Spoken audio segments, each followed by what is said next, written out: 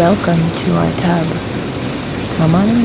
It's warm inside, and there's always room for more. This podcast contains adult material and is intended for mature audiences only.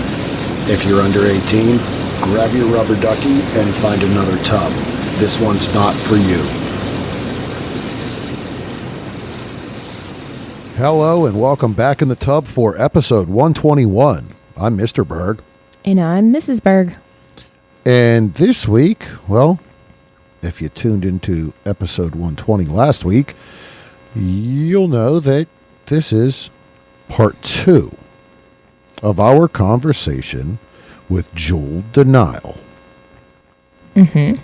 In this half, our conversation kind of continues. We discuss a little bit more of, well, more recent things within her life and some things she's done. We discuss, well, tattoos and some ink and, well, some things that are on the horizon coming up for her. Again, this had to be broken down into 2 episodes because this conversation was informative. It was fun. We really had a good time, talking with her and learning a lot more than really originally did. Even about bees. Yes. and really, yeah, some of really what she does now. And, a hot button from kind of my end and work and really everyone's, from pollination and bees and things like that, that are really affecting, the country and the world. Mm-hmm. Again, don't want to take up too much time here at the start, so we can kind of jump right in. This is really another hour-long conversation. We really did. We recorded for just over 2 hours with her, plus conversations before and after. So sit back, relax, and enjoy the second part of our conversation with DeNyle.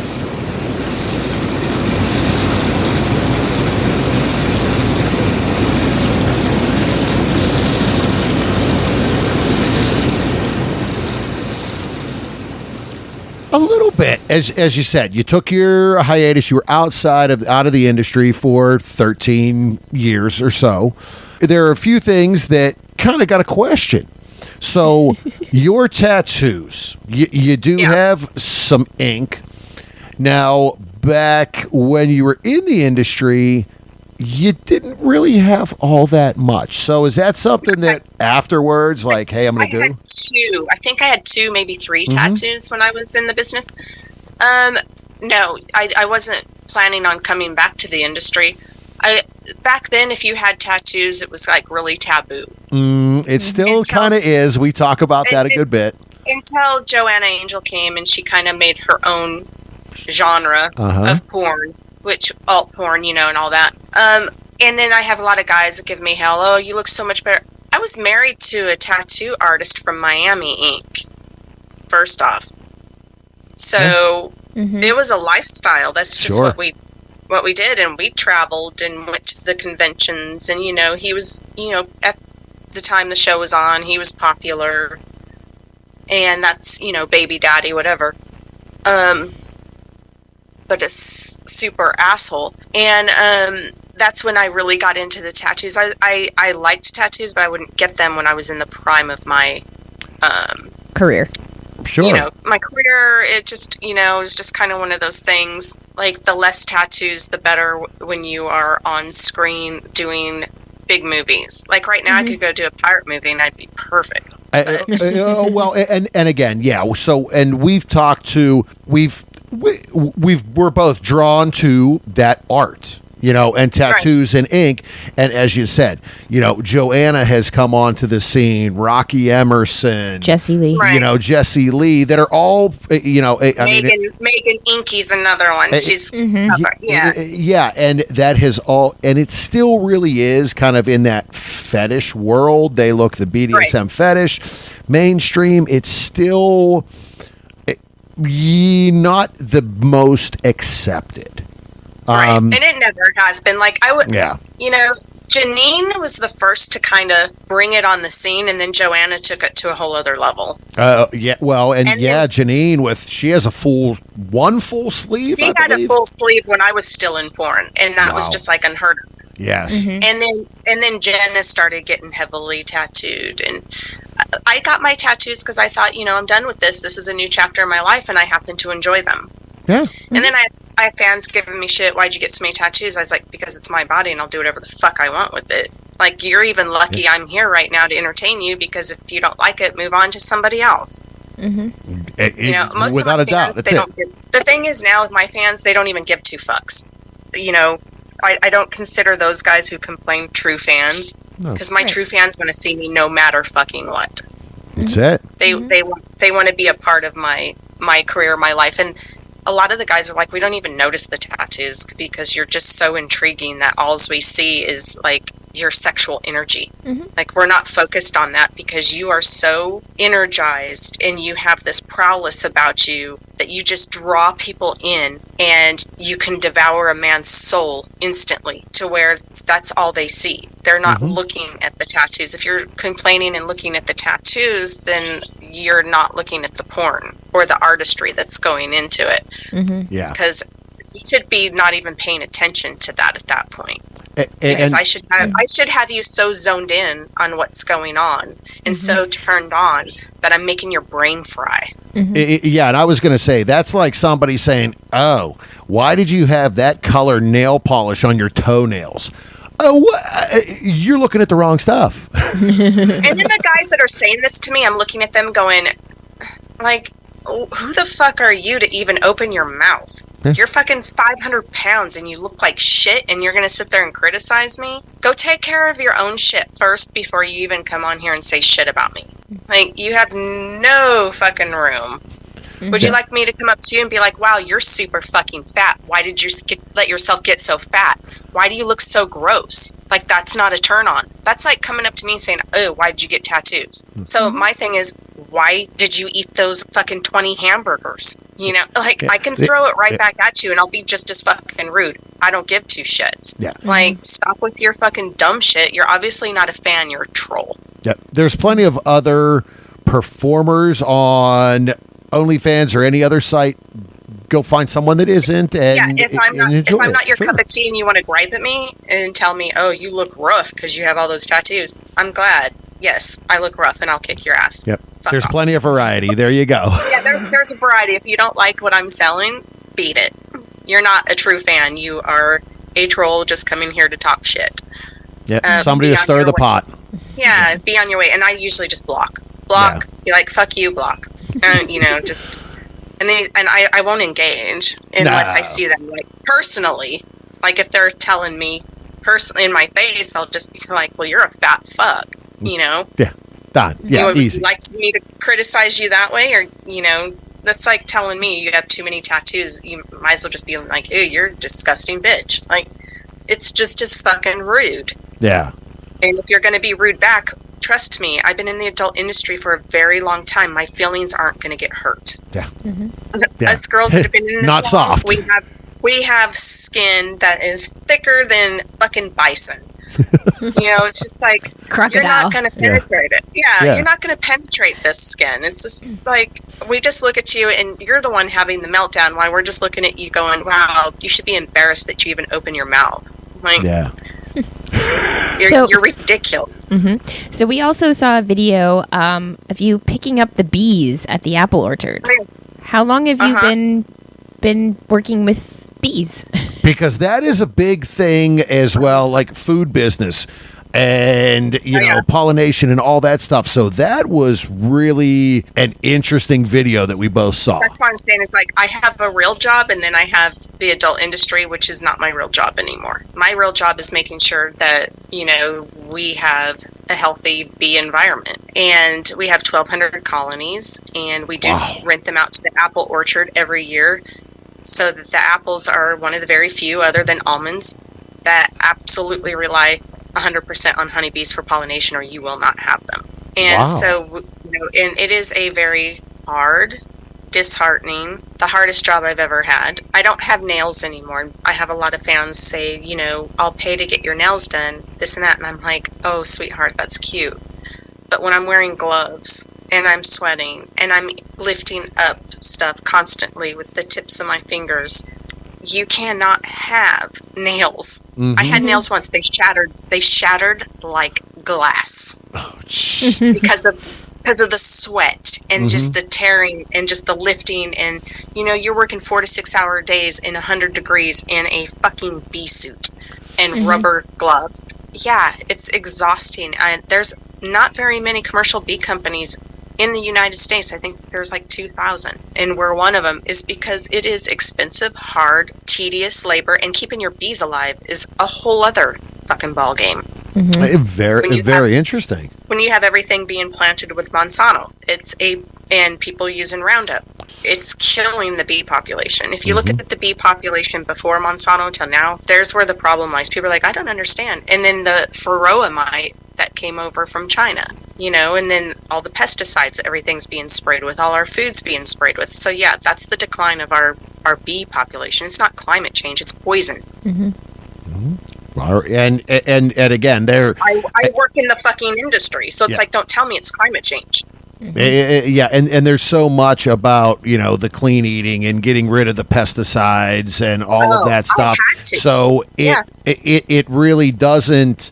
It affects more than just your body and the food. It is literally affecting the bees and all of that. And you're not going to have food if they're not around. Again, as you said, for pollination, It has to happen. Yes. And then, just getting the mites under control, because once they get in, and then you get your hive beetles, it's a constant battle of nature just to keep your bees healthy and alive and getting them through the winter. And there's a lot of disinformation out there. People are like, oh, you give your bees corn syrup or sugar water in the winter, then all your honey is going to have it in it. People are so misinformed. Like, we don't have honey supers on the bees during the winter because there is no floral source. Just like any other animal, you have to feed them to get them through the winter. Yeah. If you were to put your cows or your horses, if you're not in a year-round warm climate, out to pasture, and they depended on only that to get them by all winter, they're all going to die. Yeah, it's not going to happen. There's no fresh grass. No. It's the same with bees. You have to feed them and keep them in the winter and make sure, their boxes are insulated enough that there's no gaping holes, and then you have wildlife to contend with, like bears. We have bears up here. They will decimate an entire bee yard within a matter of days. And it's a constant, struggle. It's hard work. It's expensive work. And you're dealing with the elements like rattlesnakes and copperheads and black widows. And you deal with all the fun stuff. Like, no, people thank don't you. realize, like, yeah. So luckily I was in boots. I kicked a copperhead one time, and then because I kicked, the grass had gotten too high in the bee yard, and we were going to work, and then the guys were going to go out there, and after we'd done our work, and use a weed eater to get it down. But while we were working bees, I kicked a copperhead, and it got pissed off, and I jumped, I ran, and it went next to a beehive, and it would not let us near the hive. Every time we walked by, it was striking, because it was like, saw us now as a threat because I stepped on it. Oh, wow. So my husband had to kill it. He was like, we have got a job to do, and we can't have this in our bee yard. Yeah. Usually we would catch and release him somewhere else, but this one was so pissed off. Yeah, so aggressive. Sometimes you got to do it. It was aggressive, and there was no way to get around it, so he took a cement block, crushed it, got rid of it. And it was just like, we can't have this in our workspace right now. And he tried to get it to leave, and it was just attack. He was using a stick, trying to get it. Most of the time, they'll just leave. Yeah. And they'll go into the woods, and they're gone, and you don't have to mess with them. This one was pissed because I had stepped on it. It was like, no, so we had to kill it. I mean, this is the kind of stuff you deal with. Yeah. And again, that is... from that end, it's rewarding. And then you have the bees that are pissed off trying to kill you. Right. And I mean, so many people don't realize like how much of our food we wouldn't have without the bees. I mean, yeah. And as you said, the time invested in it, it's not like, hey, you put a box out and, okay, they're good, they're self-sufficient, and we ain't got to worry about them. Mm-hmm. They're agriculture, and just like all agriculture, they have got to be maintained. Yeah. Or they'll die. Mm-hmm. Right. And, we have to go through all of our hives at the end of the year, and we have to split them and make nukes for all the hives that we lost. And nukes are where we take the brood, we put them in the small boxes, and then they raise a queen, and then they have their own colony if they're healthy, and then the queen starts laying brood, and then we transfer those into a hive body, and the bottom and top chamber are theirs. Like, we don't touch those. We leave that alone because that's where they store their food, and that's where they have their brood. And then when we put the honey supers on, and they start bringing the honey up into that, when their bottom chambers are full, we take that.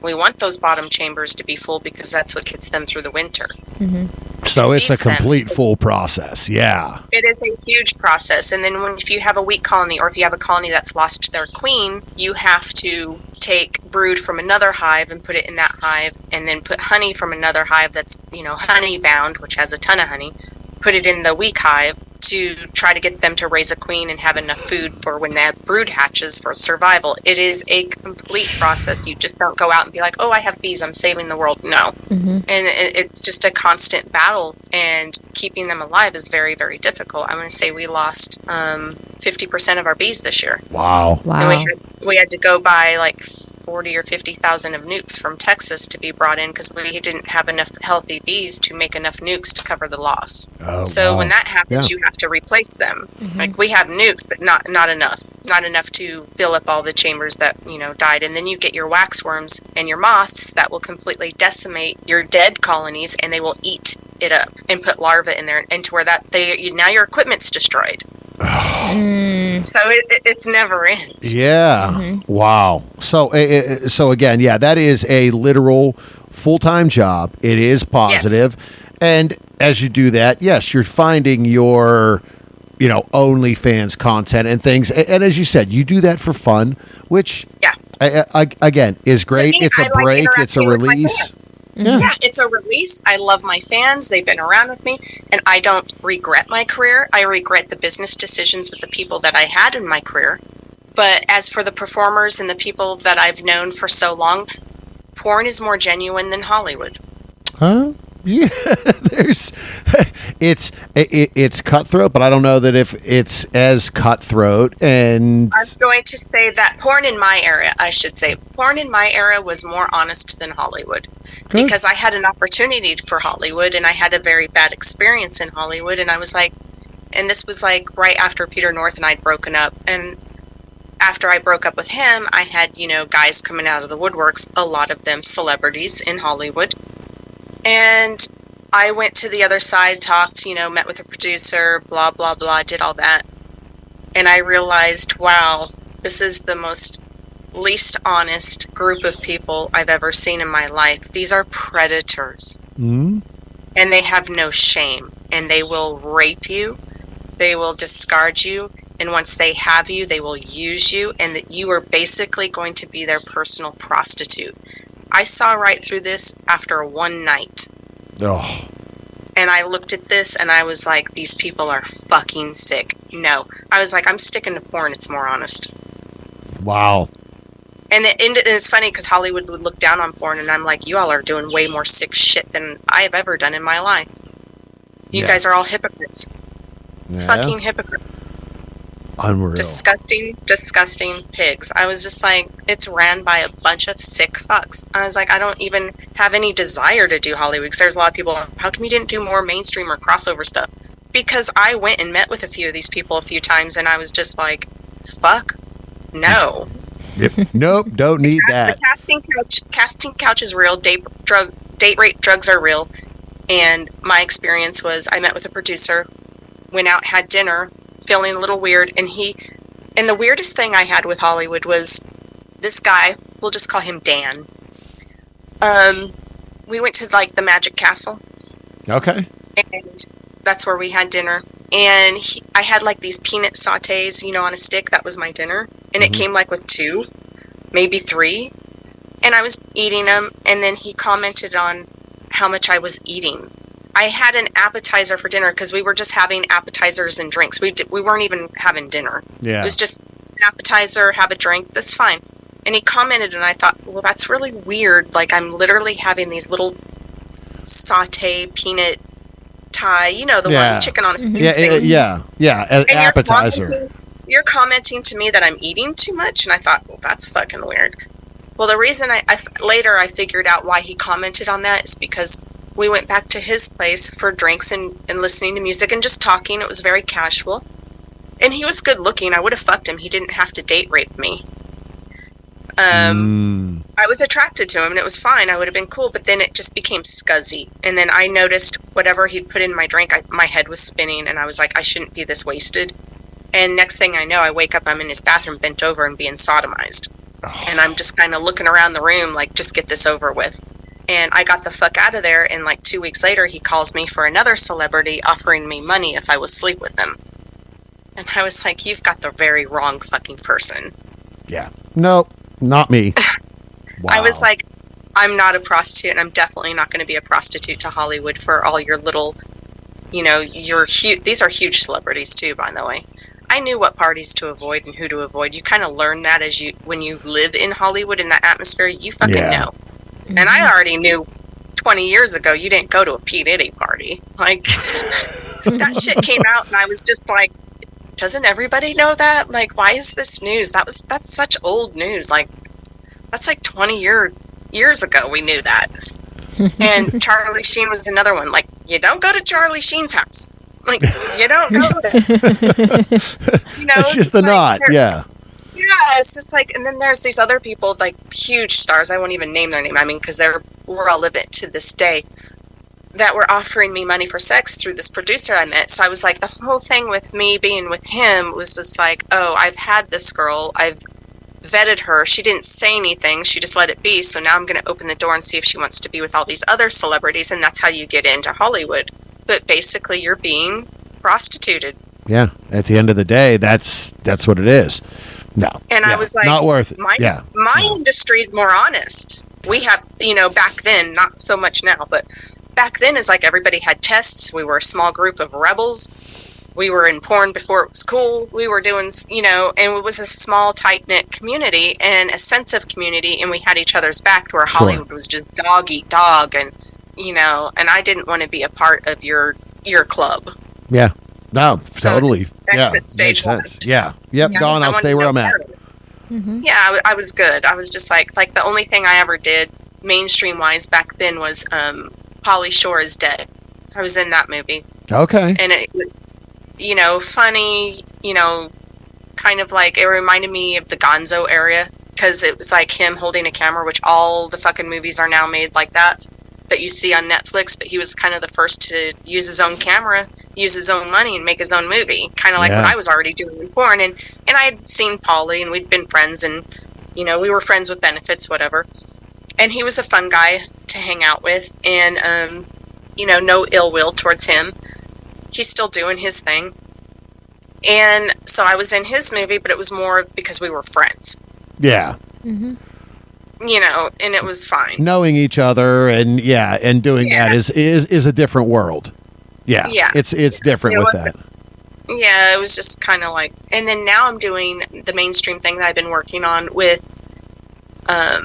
Nikki Huntsman, Blake Blossom, Kiki Adair, who's from my era. Okay. A little bit after me, but pretty close. I think she came around maybe 2000, 2001, but right after me, Kiki came along the scene. And myself, we're doing Vanilla Beast, which is a independent video game company, and I'm kind of like the legend character. And that is the last thing we had on our list was the mystery kink game that was kind of announced. Yeah. I saw you had posted it, and we saw that Nikki Huntsman had posted it, and we've met her a few times as well, and I'm like, okay, this is different and pretty cool. Yeah, I'm going to actually be going to Cincinnati next month, and I'm going to meet all the girls in person. I've already met Kiki, of course. Yeah. But I'm excited to see her because I haven't seen her in 20-some years, and we're doing all the voice stuff for the game. Oh, nice. So it's going to be pretty fun, and that is a mainstream thing that Don Juan DeMarco kind of introduced me to Neil, who's the one doing the game, and it's going to be a parody of like Scooby-Doo. And it's going to be to where anybody can play the game as long as 18 and over, because it will have adult content, adult themes. But shit, Grand Theft Auto's 10 times worse. Yeah. Oh yeah. That's like way worse than what we're doing. And he got a lot of shit just for having us porn girls in it. Wow. He got a lot of shit and had to redo a lot of stuff and kind of like change a lot of stuff just because of us porn girls being in it, but yet they can do Grand Theft Auto, which is like... Yeah, where you're picking up hookers and you're... murdering them. Yeah. It's like, what the fuck? Yeah. Like, this is a friendly, fun game where you solve puzzles. Anybody can play it, which I like. Where it's just entertainment, and you can unlock certain things. And they have a wish list that you can get on, so when the game comes out, you can get it. And all that's on my Twitter, and it's also at Vanilla Beast Gaming Company on Twitter, or X, that you can go on and get all the information from that. But I'm pretty excited about that, and I think I will be going to maybe some of the video game conventions once that game is launched. Oh, nice. And I will be doing signings at those, so my fans will get to see me go on tour, but it will just be more of a mainstream type tour than in the adult side of it. Because I was talking to Neil, and I was like, are you going to do this AVNs this next year with us girls with the video game release? And he started laughing, and he told me how much they wanted per booth. And I was like, are you fucking shitting me? For that small of a booth for nothing? They want that much money? And he was like, yeah, I don't think it's in the budget to do it. And I was like, well, that's just stupid, because maybe less Iggy Azalea and maybe more friendly towards the adult industry. Maybe put your money where the priorities are. Yeah. And not charge not charge the industry so much money. To me, it's like I can see why a lot of companies are like, I'm not going to pay $10,000 for a space, Yeah, for a single booth. Yeah, it's just kind of like, it's crazy. Unless you've got the buku dollars to put in there. Because for me, when I had, the $75,000-$80,000 booth at AVN, was different because I was making $200,000 that weekend in sales. And back then we had the hotels that you would sell your rights to. Like, it was, you made money. It didn't cost you money. Yeah, it was a profit center. You knew that the return on your investment was well damned worth it. Exactly. Yeah. And now it's a crapshoot. You're like, maybe I'll break. Hopefully I break even. Well, no, that's not a good business decision. That's not even a good business model. Without a doubt. Yeah. It's crazy. Yeah. So I was just like, yeah, no thanks, but no thanks. But yeah, and in the mainstream, he's like, I can pay a few $100s to go to these shows where all the big, gaming people are that are all going to be interested in this, because porn people aren't necessarily going to be interested in the game. They're going to be interested in the girls. But you go to these gaming shows, pay a few $100s, you're going to have huge crowds. You're going to make money, and they're all about the game. Yeah, and then those people are going to turn around, and after meeting you and the other girls, they're going to buy the game. So then, at the end of the day, it's a huge return on investment. Even if they're not gamers, they're fans of ours. They're going to go just to see us. Yeah. And why are you going to pay $10,000 here when I could pay $500 here? Yeah. Or $1,000, and you're in a mainstream atmosphere. Yep. You're getting the best of both worlds, essentially, going. To me, that's just that's a better business model. Sure. Right. Even the fan conventions, Exotica is like, there's still so many people walking around not paying the performers, but just snapping pictures of them with their phones. Yeah. And I had that a million times, and that was fine when I went to conventions. But at the same time, I was making deals. I was selling, distribution to this country that had never had, this hotel chain was buying this. Oh, now I just sold 10,000 DVDs to this distribution company. You were there wheeling and dealing because you had a shit ton of competition with these other companies. It helped me because my name was on it. And I was at the height of my career. So I was making a shit ton of money because of that rubber stamp of Jewel DeNyle. And then the girls and the caliber I had in my movies, it was all very clean. It was all very done well. And people knew quality. Like, I wasn't going to be cutting corners and giving them shit product. And so you made a ton of money. And now this whole thing, everything just seems very backwards, and the business model seems very backwards to me. Yeah. And again, it's been, as we talked about so much, it's the change in the industry, the internet, the cam world, everything in itself has just changed. And again... Well, it's all meshed. You're meshing stars with cam girls. And that is, there's so much of that now that, all right, which direction do you want? You can't differentiate. Yeah, I mean, you have to sift through to find the actual porn stars. Mm-hmm. Yeah. I feel like the cams should have their own conventions and their own award shows. That shouldn't be all integrated, because you're not the same. Porn needs to have a better business model where they make stars again, where they feature girls, where the girls are put on the platform and they're not mixed in with cam girls getting lost in the shuffle. It needs to be promoted and marketed differently.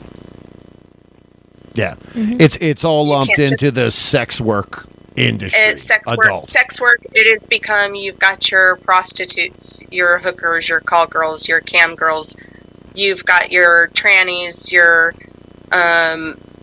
big beautiful women, your gay porn. You're just throwing everything in all at once, and it's like, people know what they want, but it needs to be, here's this area for this, here's your S&M, or your bondage area, here's your tranny stars, here's your transgender stars, here, whatever, you have them in their area. So people know, you can't just throw us all in and people going, oh my God, what is this? It's like walking into a state of confusion. You have your gay sections, so people know, they go exactly where they want to go, they see who they want to see, they get exactly what they want to get. And the whole cam section needs to be in a whole other building. It's just cam girls. Yeah, like, don't mesh me with a bunch of porn stars, because it's like, they're not stars. Well, and we've seen people kind of walk into an Exotica and they're like deer in headlights. Oh shit, where do we go? What is this? And right. and again, we do 3 Exoticas a year, and it is always, we get there Friday and it's like, okay, we are going to wander around and see how this is laid out, where everything is, because everything is kind of intermixed as one large group. Yes, the BDSM in the dungeon is off by itself, but that is the actual hands-on dungeon that's over by itself. So that's, hey, if you want to go over there and, shibari and, electroplay and all that, then you're there. But as far as performers, content creators, stars, they're all kind of grouped in. That's what I'm saying. It's like jumbled everywhere. Yeah. And then the vendors all mixed in too. Yeah. Yeah. And it's just like, I think, when you go to a grocery store, I'm going to put that analogy in there. When you're going to look for produce, do you go to the meat department? No. You know where you're going. When you go to the wine section, are you going there because you're trying to buy cheese? No, you go to the dairy section. There's the reason grocery stores are set up the way they're set up, because you go and you get exactly what you want, you see the signs of what you want, and you gravitate towards that area. Let me go into a grocery store and let me just mix everything all in. You're having to sift through, and you're very confused, and you're deer in headlights of, where the fuck do I go? What is this? Instead of it being laid out of, this is this is that, go here for that. Like, it needs to have more structure and better marketing. Yeah, and at the same, I almost wonder if the flip side of that is opening people's eyes to other things. Kind of one of those, and I'll use the thought of IKEA. The IKEA store. There's one way in and one way the hell out. And you have to walk through the entire maze and see everything. So then you purchase more, you do more. So is that some of the, when you look at the convention world and stuff, is that some of the reason? They want you to be able to search, and then maybe you say, who's that? Or what's that? And now maybe, just maybe, you're creating a new fan for someone. Or, you're getting a vendor that somebody may not think about. And again, I can, use us as an example. 10 years ago, it was, no, there's no type of BDSM thoughts or any of the fetish world. As we've been to Exoticas, well, we've kind of expanded and said, okay, well, just maybe. And now we've gotten into dabbling in impact play, and some of, she's had a shibari experience with rope. It would have never happened if we hadn't walked past or kind of gone through. So is maybe some of that thought process to expand. But I think there's still more and more, could be a more organized way to do that, because even your analogy with IKEA, like, it's still, the kitchen stuff, the bedroom stuff, this, you still have to go past it all, but it's still like you're not getting pots and pans with the sheets. Yeah, I think it good point. Scares off a lot of people too, because a lot of guys, they're in, still have that, this is my first time going into one of these things. And when it's too much and overwhelming, you don't want to be there, because it gets overwhelming and it's too much too fast. Good point. The way the shows used to be designed is you had your headlining big companies up front. You had your Red Light District, your Platinum X, your Wicked Pictures, your Vivid, all in the front. And these huge, like I said, we had a $75,000, $80,000 booth. Mm-hmm. Now it would be like $150,000. Yeah. These things were huge. They had private rooms that you could go into. Some of them had upstairs in them that you would go and make deals outside of the loud and the crazy noise. That's why these were so big, is because you were pulling people back and you were doing deals, like for distribution rights. Yeah. You were talking business, and you walk into that and it's like all these stars and these lines, and it was like, oh, this isn't so scary and this isn't so intimidating. Like, you have these big booths, and the big booths made it where it was like watching a show. So it's just not like everything coming at you from all directions. It was more inviting, more warm. Inviting. And then as you went down the aisles, you got your sex toy companies. You have your S&M companies. You had your tranny porn. You had your tranny, your back then it was like Shishi LaRue, going around interviewing and talking to people. It was just laid out to where it wasn't just, here, we're just throwing all this at you all at once. And they got comfortable and was like, oh, okay, this, and then they started exploring and going around. There was times I went around and explored because I was up in the front, and I wanted to go see what else was going on in the back. Yeah. Mm-hmm. People are going to go walk around and look, but you can't just throw everything in their face the minute they walk through the door, and then they're being hounded because everybody's trying to sell something. Yeah, just being pounded and beat down as soon as you come in. Mm-hmm. That is a horrible business model. Yeah. Horrible. Well, and I could see, yes, you're going to in turn create anxiety, uneasiness, fear. They just want to get in and get the fuck out. But they want to get their money's worth, but they just want to get in, see who they came there to see, and get the fuck out. Yeah. Mm-hmm. Overwhelmed, like your head's just going to explode. Oh, wait a minute. Yeah, right. Where's a quiet space for 2 minutes? Mm-hmm. Instead of just going at your own pace, that's literally being shoved down people's throats. Yeah. Mm-hmm. And people have enough... I haven't been to one of these conventions, but I got plenty of video from it, and I was like, why is that next to your booth? Like, what is this? Why would they have that next to you? And they were like, yeah, it was loud, it was obnoxious, it was crazy, they're causing a scene, they're doing this. Put those people in the back because they're attention seekers and they are not professional.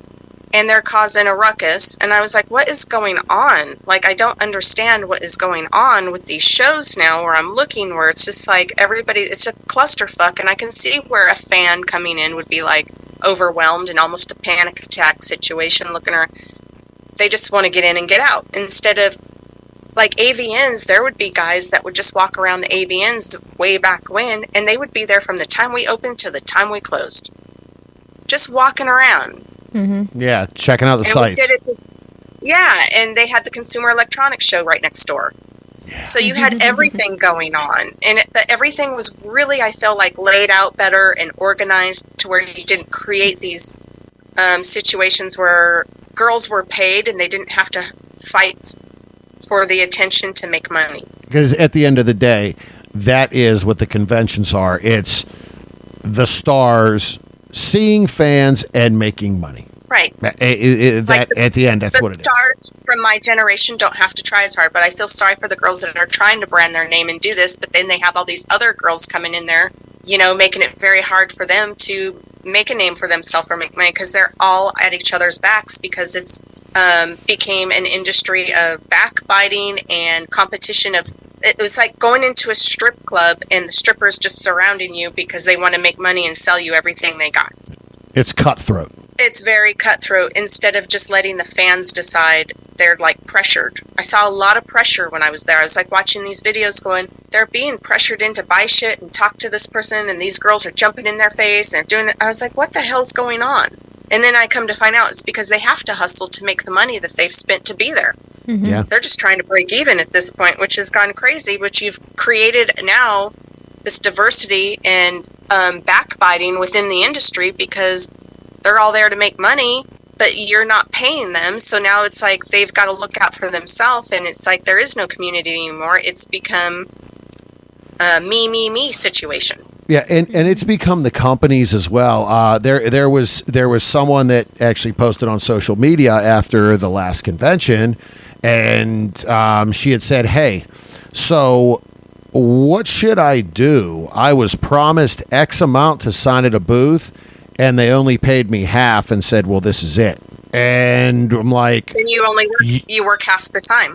I'm like, well, you call them the hell out because the convention's over. And we know for a fact that the booth made money because of some people that were at the booth signing. Mm-hmm. I'm like, no, if they promised you X amount of dollars to come and sign at their booth, and then they're like, oh, yeah, sorry, this is what you get. No, that ain't right. Yeah, at the end of the day, it's a business, and the girls need to make money. Everybody needs to make money. But when you're putting these girls in a position where they have to fend for themselves and they're not getting paid to be there and they're using their own money, you've created a toxic environment. Shame on you. Uh-huh. Yeah. Mm-hmm. So, yeah. And that is not helping anybody in the sex industry do a positive light for anything because they're all at each other's throats. There is no positivity in that. Nope. No. That is an ugly, selfish, narcissistic world I don't want anything to do with. Yeah. It's it's bad to see that. Yes, there are some great companies. Of course. And again, I mean, the industry needs that. It definitely, yes, there's always going to be bad apples. Yes. But now it's like there's so many more bad apples than there is ones that are promoting a healthy environment. It is like you've got your handful of companies that are doing right by the girls, and then you have 1,000 other that are not. Yep. And it's finding those and calling out the ones that are doing bad so everybody does know. Like, why the fuck would you go to a convention? I still can't wrap my brain around it and pay for it yourself. Mm-hmm. Like, you're just creating a toxic environment for anybody to make money. Yeah. Because they're all going to try. Have you ever been to a strip club when it's slow? Oh, gosh. You walk in the door, exactly. Yeah, you have 5 best friends all of a sudden. Yeah. And everybody's looking for a dance. Yeah. That's right, because it's cutthroat and they need to make that money. And it's like they shouldn't have created that kind of environment or mentality in the adult industry. Everybody should be paid to be there. And when you are paying them, there's a lot less toxic behavior and a lot less people trying to be outrageous just to be standoutish from the crowd. Yeah. I could go there fully dressed head to toe, and I'm still going to have a fucking booth full of people getting autographs. The girls that are trying to make it, they're going to look as scandalous as possible just for attention. because they have to. Yeah. Just to get the attention, because otherwise they're not going to be paid any attention, because there's 1,000 other girls in there just like them, and they're all competing for the same thing. Yeah. As you said, to cover their cost. Yeah. To cover their cost. If they created a less toxic environment, you'd have a less toxic, industry. Like, pay the fucking girls to be there. Stop your bullshit. If you can pay $10,000 for a fucking booth space, you can fork out a couple grand for your girls. Yeah. Yeah, because again, that is the cost, and we've talked about that. You figure, luckily from our end, we drive to the 3 Exoticas. We do, right? But you figure these, the majority of the girls that are coming are in LA or Vegas. We're going to conventions that are in Chicago, New Jersey, and Washington D.C., and then Exotica in Miami. You got to fly. Right. So right there is $800 to $1,000 round trip in a flight. You're there for 5 days. I'm not getting out of bed. Yeah. Yeah, I'm not getting out of bed for that. There's no fucking way, because I don't need to invest money into my brand, into myself. Yeah. And then 5 days in a hotel at a minimum of $150, probably closer to $200 is another $1,000. Right. So you're at 2. Then your meals, you better add another $800 to $1,000. It's costing a performer $3,000 before outfits, before having to print, like you said, the photos and all of that. There's another $200, $300 for merchandise for all that. Could be up to $500 for merchandise. I mean, it is a convention is $5,000 out of a performer's pocket if they are sending themselves there. That's predatory when these companies don't go to the shows unless you can afford your talent. It's predatory. Yep. Pull-up banners are $400 to $500 for behind the booth, and you need to have that. I mean, it is. There's so much numbers, but and the people that are doing the right thing by the girls, good on them. Yeah, the ones who actually pay the girls, they have the booths and they treat their talent well, and they pay for their airfare, pay for their hotel. They're far and few between. That used to be the standard. Nobody paid for their own shit. Right. Like the companies did. When I had my own company, it was a company expense. Sure. I paid the girls. It's marketing and advertising. Based on the IRS, that's a tax write-off. Fuck yes, it is. And it was all a tax write-off. And the booth was a tax write-off. Yeah. And I paid myself to be there when I owned my own company. Like, I cut myself a check. I am fucking working. Yeah. Yeah. And again, it's marketing. It's part of an advertising and marketing budget that, is totally tax deductible. It's a write-off. So, why wouldn't you? And that's why these performers, when they're there, are scheduling themselves every day from the crack of dawn till, the wee hours of the morning. And doing collabs and content creation while they're there as well, just to try to make some kind of residual profit. Yeah. I mean, we used to shoot movies too. I did that. Sure. At the shows because everybody was there. But it's a small. It was at that time was a small group. Of people. And we would go there and make the best of it. It's like, okay, after signing, meet at this room. Let's knock out a couple scenes while we're here because everyone's fucking here. Yeah. Why not? Yeah, everybody's here. Let's do it. And you got the hotel rooms that are awesome. Like, because we stayed at the Venetian back then. So you had these beautiful rooms. Why the fuck not? You're going to shoot. And even but we were shooting for DVD and, whatever. It was different. And now it's like all for OnlyFans, which I understand. But the whole prostituting with your fans thing, like that was very much looked down upon in my area because you do not know what they're doing outside the circle. You step in outside the circle and then you're coming back in, that causes problems. Yeah. So, and it's not a healthy environment. Like I said, I just feel like they're just creating very toxic environments for girls in the industry that are trying to make money and having to use their own money, and then they are cutthroat because they're getting pissed off because they're not making the money, and then you have this backbiting and jealousy going on and this hatred, and it just becomes toxic, and it makes the industry look like shit. And I'm sad for the industry because I want everybody to do good, and I want everybody to look good, and I want everybody to feel like they're put on a platform and they should be paid for. Like, if they're there doing a signing for a company, they should be paid. Yeah. And it should not be coming out of these girls' pockets. Otherwise, just don't have them at your booth. Yeah. If you can't afford it, or scale down, don't have 20 girls at your fucking booth, have 5. Sure. Yeah. It's whatever's in your budget, but have respect for the talent that is working for you.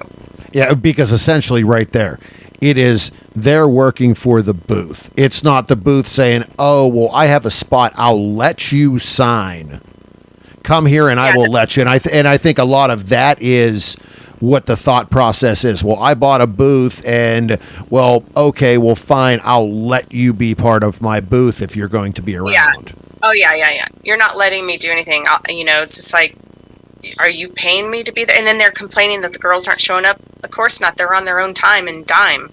Why? They don't have to show up. Yeah. They'll show up when they want to. Yeah. They found a collab that at the end of the day is going to pay them more than the 2 hours at the beginning of the show that they're going to be at your booth. So they're doing the collab instead. Right. Exactly. Mm-hmm. To me, it's not rocket science. It just seems to me like it's a bit backwards what's going on. And, I mean, the girls that are getting paid to be there are the girls that are, from my era.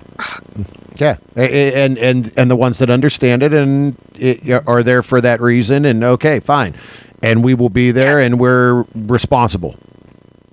And you're going to have more responsible professional girls when you're paying them to be there. Yeah. And they're not acting crazy, trying to get attention and doing outlandish shit on the floor and causing a ruckus for attention. Yep. Yeah, and then getting banned or getting in trouble and shining a bad light.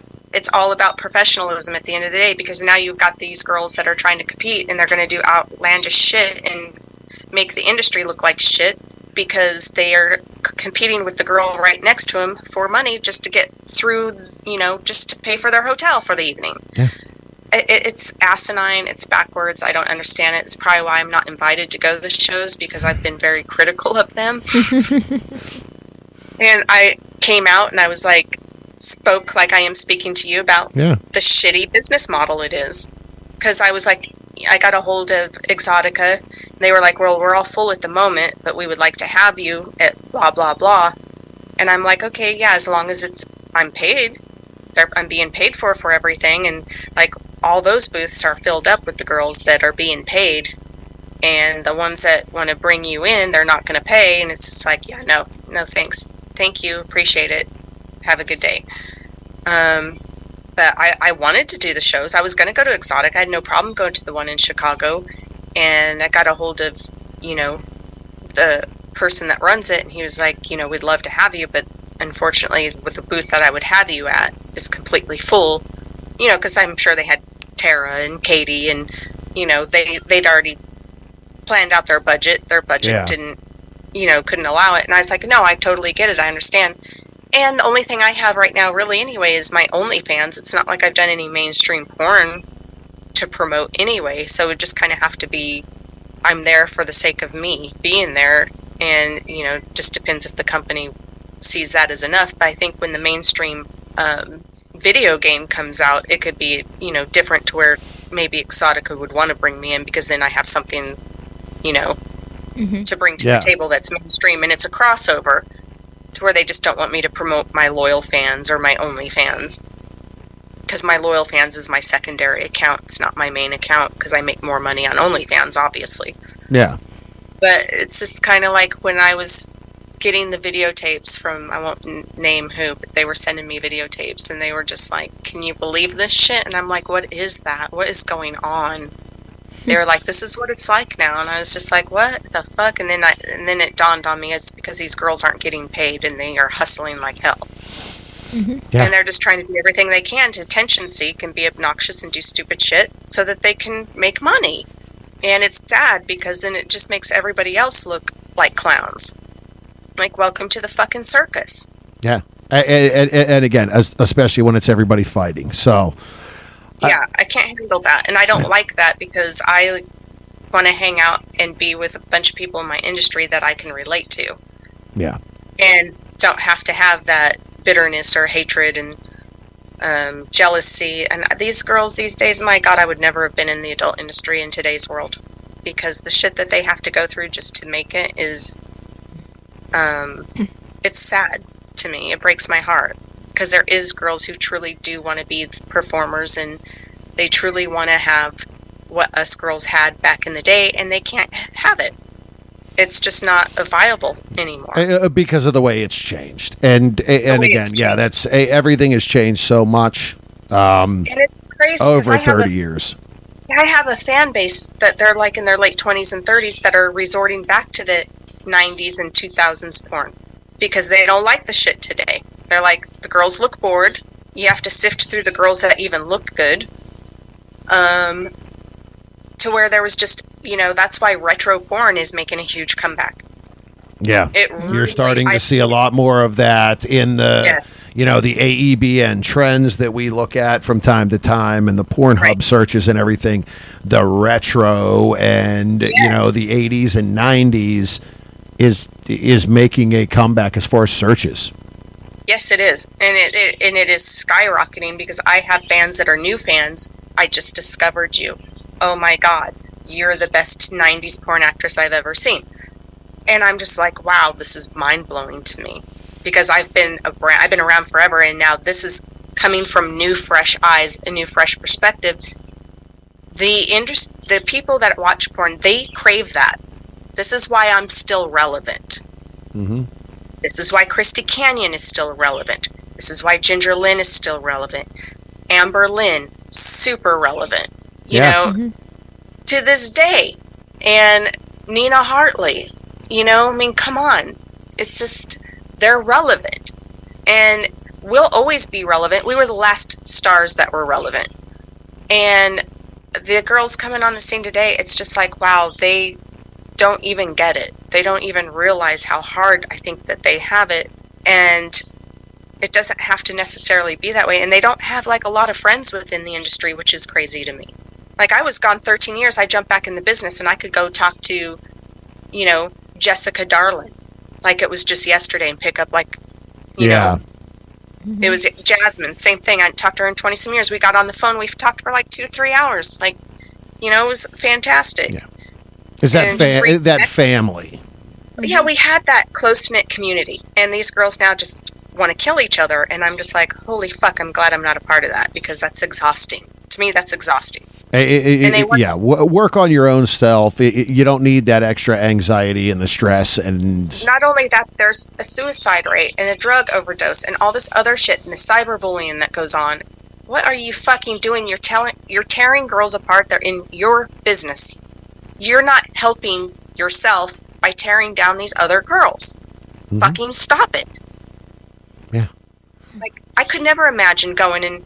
I had my beefs and my jealousy and my stupidity when I first got in the industry like anybody else. But you know what? We fucking squashed that shit and we did it to each other's face. Yeah. Mm-hmm. Yeah. It was like, you and I have a talk now. And we would literally go in a room and shut the door and scream at each other. Yeah. And at the end, we would hug and be like, we were both fucking dumb bitches. Sorry.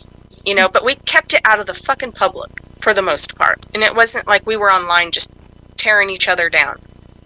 And I see these girls killing themselves, drug overdose, this and that, left and right, and I'm like, what in the fuck is going on? Yeah, we've always had our problems in the industry, but now it's just like every couple months somebody killed themselves.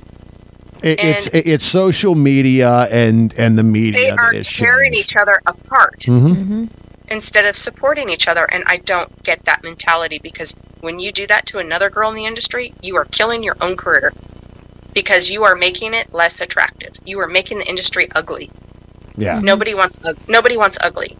No. It's about beauty and art. So, yeah, let's stay focused on the art and the beauty and the passion of the industry, and let's all just get along. Yeah, let's just all fucking get along.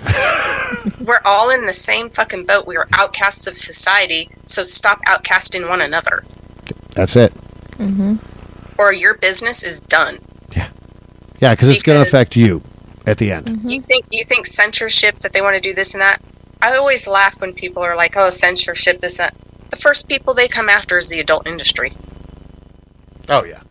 Censoring your own shit. The more shit that you put out there and the more negative shit you put on the industry, the first people, when they want to censor something or shut down, is always the adult industry first. Yeah. Mm-hmm. Yep. That's it. Like look at social media. Yeah. Prime example. Yeah. Yeah, those are the accounts that they're after. Sure. Oh, yeah. first people they're going to come after you is you in the adult industry. So stop acting a fool and making your industry look stupid, because all you're doing is fueling the other side's argument of getting you canceled. Yeah. So as we wind down, there it is. Just everybody, can't we just get along? Let's be nice. Yes, the industry has changed, as we discussed.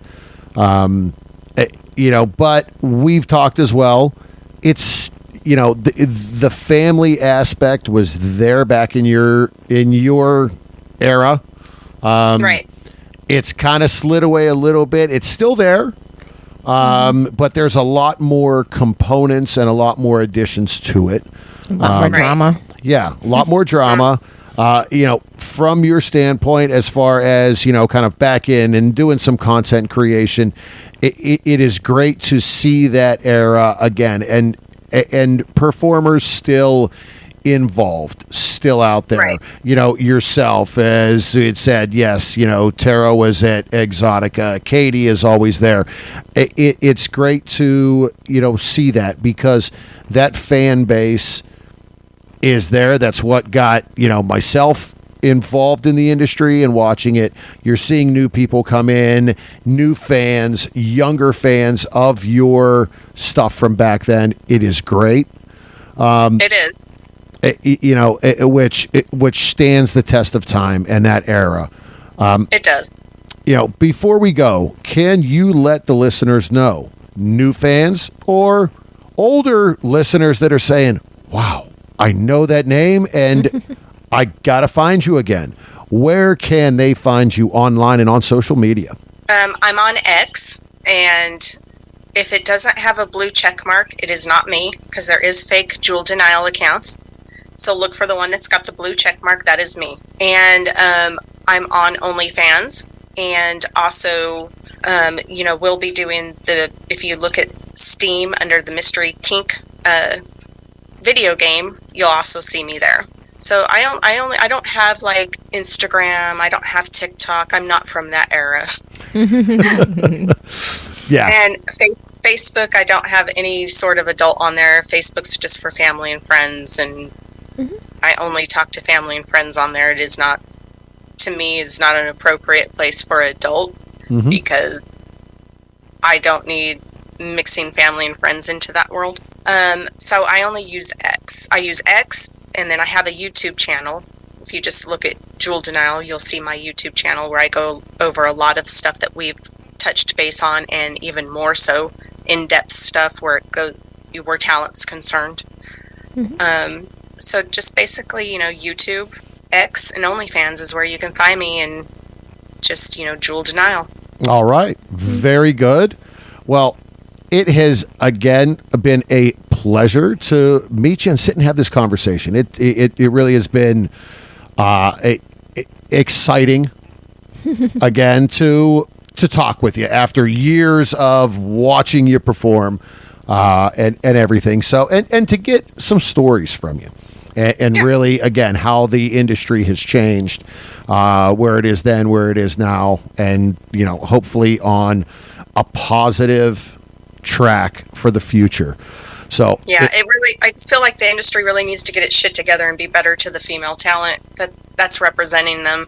That's my biggest complaint, is what I have, is that I'll never understand, I guess. Maybe I'm just too old school, but yeah, the women in the industry, for me, is top priority to be treated like, put on a pedestal, because that's where they should be, because they're the ones making these companies money.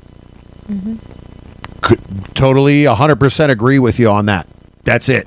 The 95% of the viewers are, 95 is probably high, but the majority of the viewers are men, and they're getting on and finding and searching out the female performers.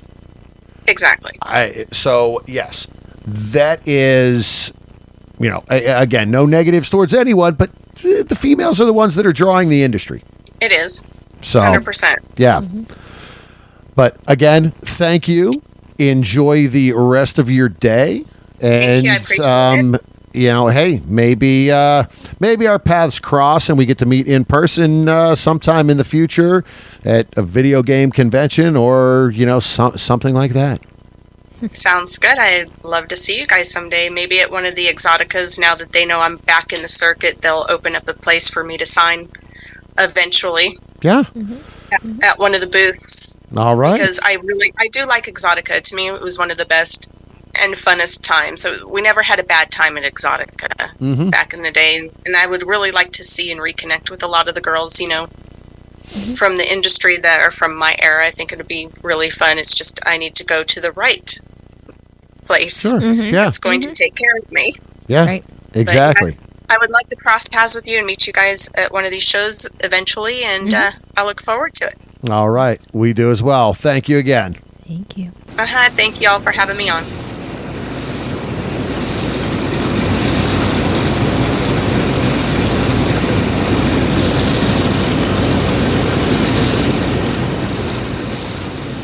All right.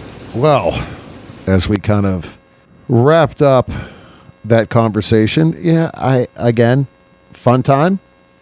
Really a great conversation from my end. Just watching her kind of break in and grow in the industry back in the day.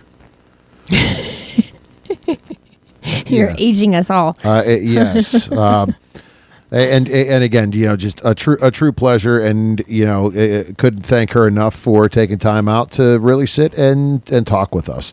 Wish her all the best. Look forward to the video game coming out here very soon, and keep an eye on her OnlyFans, as she is having fun, as she said, with that, and putting some new content out there. Mm-hmm. Yes, she definitely built her brand early in her career, and even after a decent hiatus, she's finding that the brand is still known. Yeah. Yes. The name still people are aware of. People have followed right back and jumped on really, I hate to say a different bandwagon, but again, the internet has changed so much from her start to now that, well, it's just different platforms that she's utilizing and learning. So again, best of luck to her here in the future. That just shows what a savvy businesswoman she really is. Yeah, exactly. And that you have to be. Mm-hmm. So we are going to kind of wrap up this week's episode again, and our 2-part series with DeNyle. Be sure to follow us on our socials. New job, been busy, very stagnant. Haven't really been overly active on many of the socials, whether it be Twitter, Facebook, Instagram. Hope to change that here very soon. Once I get settled into this new job and get a little bit of a breather. So Twitter and Instagram is Berg Couple for Fun. The Bergs on Facebook and Reddit. Website is inourtub.com, and we can be reached at thebergs@inourtub.com. Be sure to pay for your porn. Support all of the content creators and performers that past, present, future, all of it. Remember to wrap it before you tap it, lick it before you stick it, and until next time, we'll keep the lights on and the tub warm for you.